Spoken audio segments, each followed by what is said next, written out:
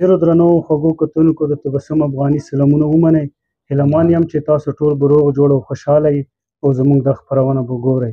کتونکو ماته دا وخت د خوشحال بابا یو شعر یادیږي: بیا له کومې را پیدا شو دا بهار، بیا له کومې را پیدا شو دا بهار، چې په هر لوري مل کړو یو ګلزار.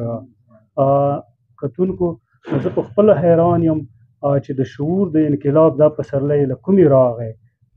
خدای دې وکړي چې دا پسرلی همدلته میشته شي او چې د دې وطن تقدیر رویښ شي.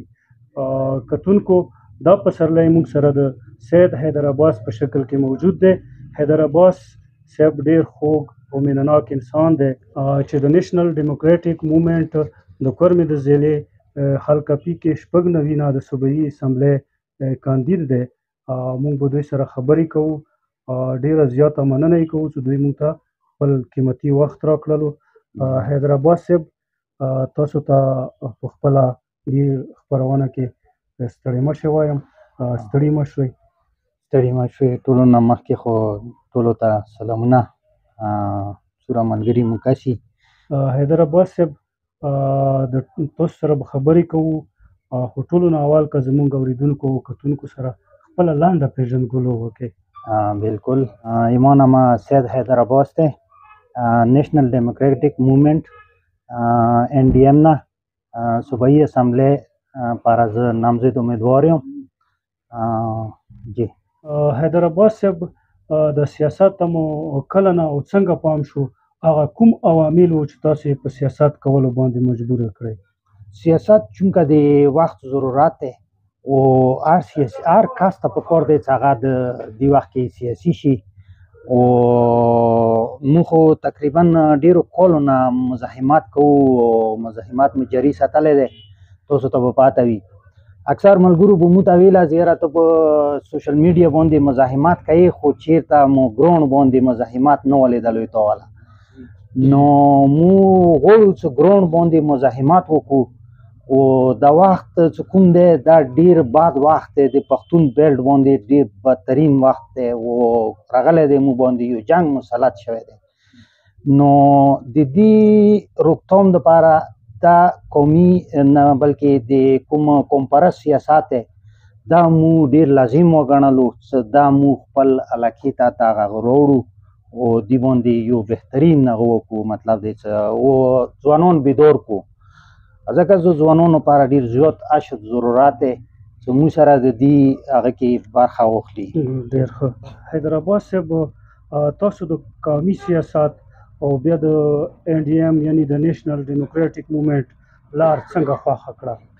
مو د سیاسي کارکون حیثیت سره چې کومې دلته سترګې وغړولې خپل وطن کې مو ولیدلو، نو پنجاب یا د سیند پارټیانې ایمو دپاره هغه څه تقدیر نشي بدلولی.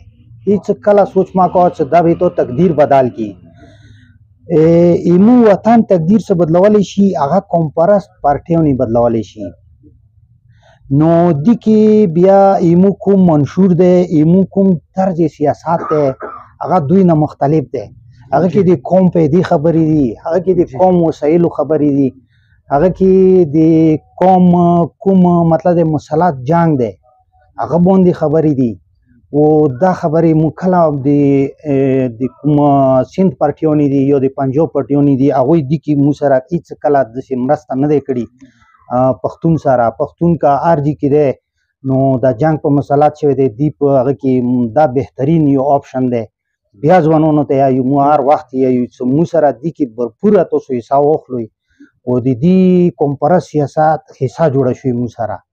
حیدر عباس صاحب د دې نه وړاندې مو هم څه سیاسي هلې ځلې کړي دي؟ زه خو ټولو نه مخکې د PTM کې تقریبا پښتون تحفظ موومنټ کې ما ډېر زیات وخت تېر کړی دی. چې اول نه ورځې نه زه ورسره وم، منظور غوی سره، منظور صاحب غوی سره، نو علي غوی، محسن غوی سره. نو زه هغه وخت کې بهر ملک وم، نو هغه ځای کې ما تقریبا د کومې قیادت دی د هغه ځای د پښتون تحفظ موومنټ هغه مو برقرار ساتلی و ډنمارک کې مو هم مطلب دی چې خپل هغه کړی دی سرګرمیانې کړي دي بیا مو په ایټلي کې په سپین کې خپله سرګرمیانې جاري ساتلي وي که چېرته څه مډل ته سټرایک وای څه مډل ته هغه وایي موږ پوره حساب کې اخیستي دی او پښتون بیلټ لپاره موږ هر ځای کې اواز اوچات کړی دی بهر ملکو کې نو خبره داسې ده چې زه پارلماني سیاست باندې یقین ساتم چې دی موږ هغه بدلولی شي کوم موږ ډېر څه مسلې دي چې هغه موږ پارلماني سیاست سره هغه حل کولی شو هغه نه علاوه هغه نه حل کېږي بالکل حیدرآباد صاحب زده کړې مو څومره کړې دي زده کړه خو مو اول که درته وایم نه اتم کلاسه پورې زه وم د اف جي پبلیک های سکول کې وم پراچینار هغه نه بعد میټریکس مو کو خادم شهید کالج نه خادم شهید کالج اوسې نو مزید تعلیم دپاره بیا زه لاړم پېښور ته پېښور نه بیا مو بی بي اونر وکړو جی ها بی بي اونر مو څه وکړو بی بي اونر نه بیا زه لاړم بهر حیدرآباد صاحب ستاسو د پارټۍ منشور څه دی مو پارټۍ منشور خو به موږ غواړو چې د خلکو سره کور په کور هغه شیر کو کور په کور به خپل مو منشور رسوو هر یو هغه ته خو که بیا نو هغه کې سرسري درته وایم نه ځکه چې هغه څه مو بینون ډېر ټایم لګېږي مو منشور ډېر اوږد منشور دی او انشاءالله تاسو کله وغواړئ زه به میډیا تاسو سره شیر کوم خو موږ به انشاءالله کور په کور خپل منشور او بیانیه رسوو خو بیا هم جو امن پرمختګ او خپلواکۍ دا د مو منشور مین حصہ دی نور هم څوره خبرې دي د منشور هغه تاسو سره مو جناب شیر کوو زبردست حیدرآباد صاحب د خپلې سیاسي هلې ځلې به همدارنګه دوامدارې ساتئ که د ټاکنو تر وخته پورې به محدودې وي سیاست چونکه د امکاناتو شای دی جی نو ګټل یا به یې کول دې سره مو هغه نه کېږو یقین نه لرو نو مو که بویه شوه مو به همدا بیانیه وي همدا به مو خبرې وي نو انشاءالله قوم ته به خپل پیغام رسوو په بایللو مې یقین نشته دی چې یاره که وبایلو نو مو به وایو چې یار نه مو به مطلب دی چې قوم دپاره څه هغه نه کوو مو همیشه حاضر یو و هر قسم ته جناب نو په ګراوند باندې به څه مډل ته د قوم مسلې وي نو ووټ نه بغیر یا دا څه ضروري نه دی چې مو پارلیمان ته لوټ شو مو خپل هغه بند کړو هغه کارونه نه کوو که نه انشاءالله مو به هر هغه سره کار کوو قوم دپاره اواز اوچتوو او د خاص کر د ظالم په خلاف څومره مطمئن یئ چې بریا به ترلاسه کړئ یاره د ځوانانو کې چې نن سبا کوم شعور ګورو که نه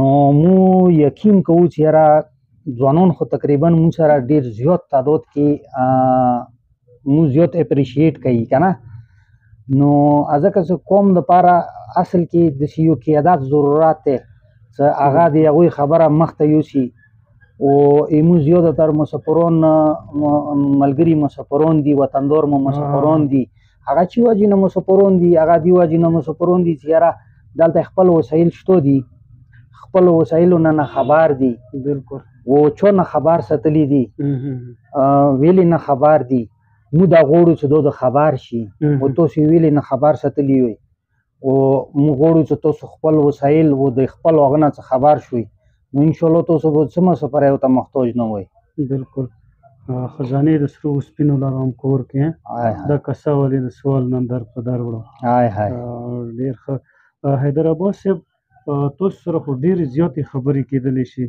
تاسو ډېرې خوږې خبرې دي تاسو بیانیه تاسو منشور بیخي د دې قوم بنیادي اواز دی بنیادي غږ دی د دې قوم ریښتونی غږ دی خو په اخره کې که خپل ځوانانو ته او خپل ولس ته او خپل قوم ته که څه پیغام لري هغه وړاندې کړئ بالکل زه خو خپل ولس ته دا یم چې که تاسو اصل حسینیت څه چیتې یایئ نه هغه مزاحمت دی د وخت ظالم په خلاف مزاحمت اصل حسینیت دی.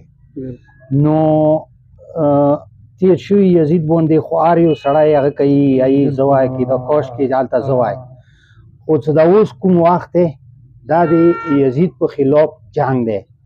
نو موږ دا قوم ته هغه میسیج رسوو چې موږ ځوانان مطلب دی چې موږ مخکې یو تاسو ورپسې وئ، نوره مطلب دی چې موږ نه هر څه قربان وي پوه شوې، که هغه ځوان دی که هغه چې دي و بهر ملک چې مو پرېږدولو دې پاره مې نه دی پرېږدولی چې هلته یې مو ژوند خراب و، هلته یې مو ډېر ښه ژوند وتېرېدلو، ښه هر څه مو لوېدلو، خو زه چې دغه هغه ته راغللم نو ما سره د قوم و د بچیو و د ځوانانو و د کونډو بورو انتهایي فکر دی و د خپلې خاورې مینه لرم.